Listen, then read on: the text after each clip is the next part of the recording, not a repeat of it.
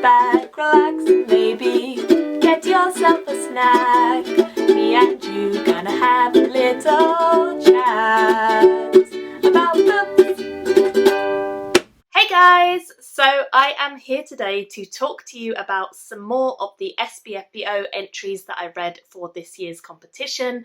I have 6 books that I actually did not finish for various different reasons, why I am cutting them from my batch of 30, but I still want to do like mini reviews for each of them, so let's go through and talk about some of the books that I DNF'd, and you guys can see if any of them sound more appealing to you than they were to me, in which case I encourage you to go and pick them up and support small indie authors. It's always great to kind of find new authors through the SPFBO, and hopefully some of these will appeal to you guys instead of me. So let's just dive straight on in. To start off, I have House of Legions, which is book 1 in the Angel Descendants.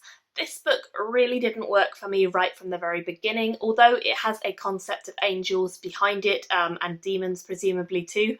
I like that kind of thing usually, but I found this particular book to be quite voyeuristic and quite focused on the male gaze very much from the beginning of the story, which for me is a bit of a problem. It's not something I tend to enjoy very much. It's not something I tend to like reading. So our main character of the story starts off the book kind of telling you all about this young girl that he's been watching kind of ever since she was very young, and we immediately get thrown into finding out that he has not only watched her and kind of looked out for her, but also watched her in some creepy ways, with like watching her while she's in the shower and things like that, which to me was kind of a red flag straight away.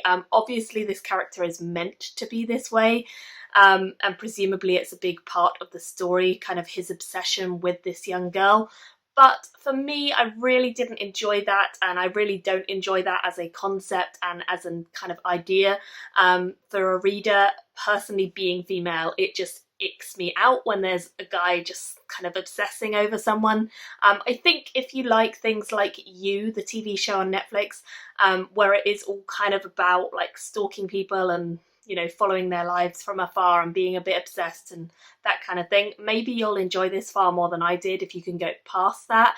For me, it was definitely something that's an instant red flag for me, and I couldn't force myself to carry on because it was already icking me out a little bit, and yeah, not for me. So unfortunately I didn't get very far with this one at all, less than 10%, but I knew it wasn't going to be my finalist, and I knew that it wasn't going to be a read for me, so there's no point forcing my way through and then having to give a bad rating.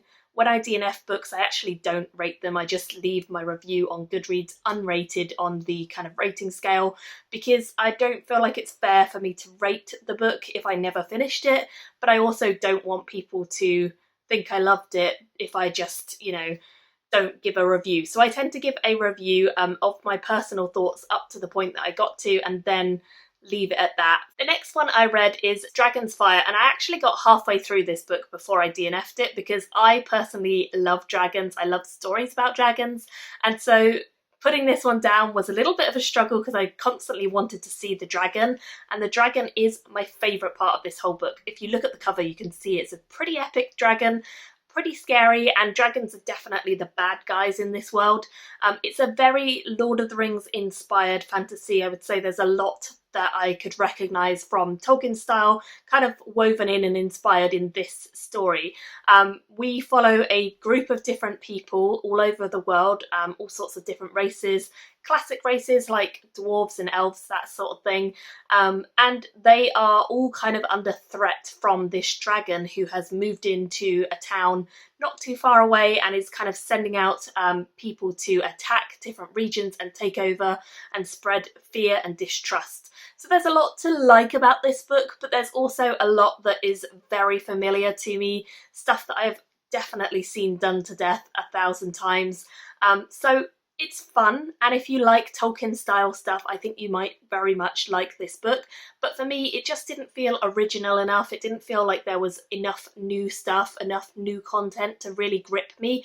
And I didn't feel particularly invested in any of the characters either, which is always a little bit of a struggle for me to read through if there's no characters really pulling me in and drawing me to them. I do feel like the author is clearly a fan of like the fathers of fantasy, because all of their writing styles are really clearly prevalent there, but I just don't think they brought enough originality to these ideas. The next one that I DNF'd was Witch's Sorrow. I DNF'd this one around 17%, so got a bit further than the first, not as far as the second, and this one for me I could just tell it wasn't going to be my thing. Urban fantasy is certainly an area that I struggle with a little bit in terms of I really have to like the book to carry on reading, because urban is not my particular favourite. So it has to do something really different or something really fun or exciting to kind of draw me in. Some other series that I've really enjoyed that are urban are the series like the Heartstriker series by Rachel Aaron. I love that series because of the sass and the snark, and this series I feel like has a lot of similar ideas to most urban fantasies I've read before, and it just doesn't have that sarky kind of fun character that I could latch onto and really enjoy, so it let me down a little bit in that area. We follow a girl called Alice who is a paladin, and she is tasked with hunting down breeds, which is kind of just anything supernatural. However, she has clearly got a very traumatic and quite upsetting past. We can see that very early on in the book, that she is struggling dealing with that, and she's been raised by the sort of chief of police kind of guy in this story, and he calls her in and sort of tells her that she's actually recently arrested the wrong guy, and it seems as though there's going to be a bit of a romance between her and this guy later on. It definitely feels like there's a lot of stereotypical parts of urban fantasy being played into, which is fine if you like that. It's just not my personal preference. So I did not want to carry on reading it because I felt like it was already feeling a little bit flat for me. And then when this guy gets introduced, I can kind of potentially predict where things might be going, and I didn't feel like I needed to carry on reading because I already knew it unfortunately wasn't as strong as some of the others in my batch. The next one was The Wall. This one I DNF'd at 40%, and this is a weird book. I will say that trigger warning straight away for this book: blood, needles, gore, veins, transfusion, all that kind of stuff is in this book. So if that kind of icks you out in any way, then maybe avoid this book. And unfortunately, this really is something that does ick me out. I do not like syringes, I do not like needles and blood and that kind of thing very much at all. And this author is pretty graphic, like pretty graphic with how she goes into detail over these things. So for me, this was a struggle right from the start. At the very beginning of the book, we're seeing someone kind of doing a kind of transfusion of sorts on themselves in a very hostile, kind of bleak world as they try and escape through the wall. And it's very dark and horrible right from the start. I would definitely put this more in the grimdark kind of area. And yeah, it just grossed me out. But I powered through. I was like, it maybe is just, you know, the opening scene where they have this icky stuff going on, and then the story gets into it and it's fine.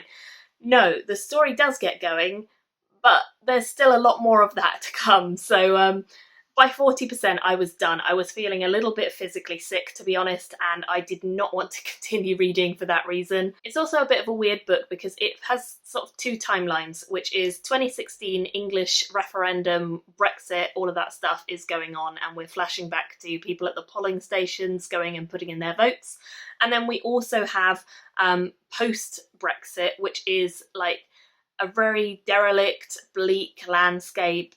Everything's very much regimented, and people are trying to escape and get out of it. So it's like a frozen wasteland and no one really has a home, and it all just seems pretty up in the air. And this is supposed to be set about 40 years after Brexit happens, I guess. We follow a girl called Hera who's trying to escape from this land with the help of some of her family, and also with like checkpoints along the way. She's directed along this kind of trail to different people and different places that she's trying to get to.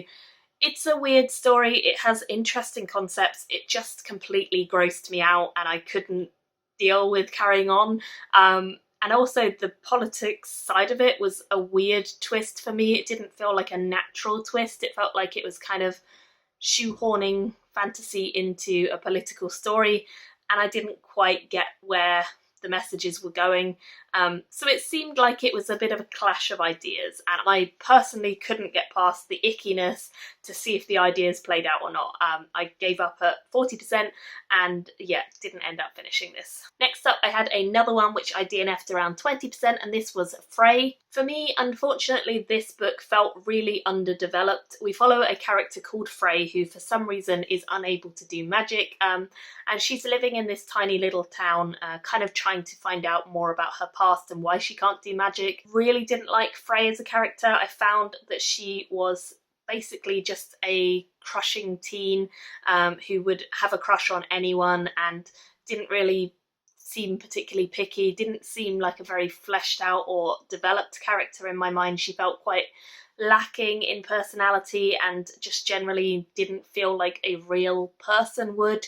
So I felt like there was a lot of development missing in this, and I really needed to see a lot more to get invested. I didn't enjoy where it was headed. I do think this would only work for people who haven't read an awful lot of fantasy and are very new to the genre, because it's very light and very underdeveloped, like I say. So yeah, not one for me personally. Having read so much fantasy, it really didn't fit the bill for me, sadly. And the final one that I DNF'd and am therefore cutting from the competition is The Woeful Wager, which I DNF'd around 30%. I was really sad to DNF this one because it was actually the cover pick winner, and I loved the cover. I thought the cover's so beautiful and so different. But the book itself really didn't work for me. In fact, it was one of the most confused stories I've read in a while. And maybe if I'd carried on, it might have kind of made a little bit more sense. But to me, it was just jumping from character to character. There's all these gods, there's all this kind of people saying threats against other people, but you don't know how the people connect to each other. So you're not quite sure whether there's a real connection or whether they're just kind of taunting each other. I will say that the author is great with description. In fact, some of the descriptive scenes were really cool and well handled. But in terms of overall plot and in terms of characterization, I felt like it was very mismatched with the descriptive writing. It just didn't feel like it was cohesive. For me, I tend to find that if a book is going to throw you straight into the action, that's fine, as long as there's something for you to cling on to as a reader and kind of get you through the narrative to where it starts making sense. And for me, in this book, we just see so many snippets of different characters, but there's nothing to kind of pull you into that particular character. And there's just all these snippets without much actually happening, without much battle, without much suspense. There's just a lot of mystery, and I feel like that's a tricky thing to pull off well, and I don't think this one quite managed that. So I did give up on this one at 30%. And I will be cutting this one and all of them. But again, I'd love to know if you guys sort of like the sound of any of these, if any of them do appeal to you more than they did to me. Please let me know in the comments, and please do go and support these authors by picking up their books if they sound like they could be of interest. Usually with self-published, they're super cheap on Kindle and that sort of thing. So do look out for their books if you're interested. And I will be doing some more reviews very quickly to get through cutting out the rest of the books in my batch, as I have now finished them. And then I will be announcing my finalist very soon. So that's very exciting. So thank you all so much for watching, and I'll see you very soon in another video. Bye guys! Thank you for watching my video today. Go pick up a book, then come back and chat with me again.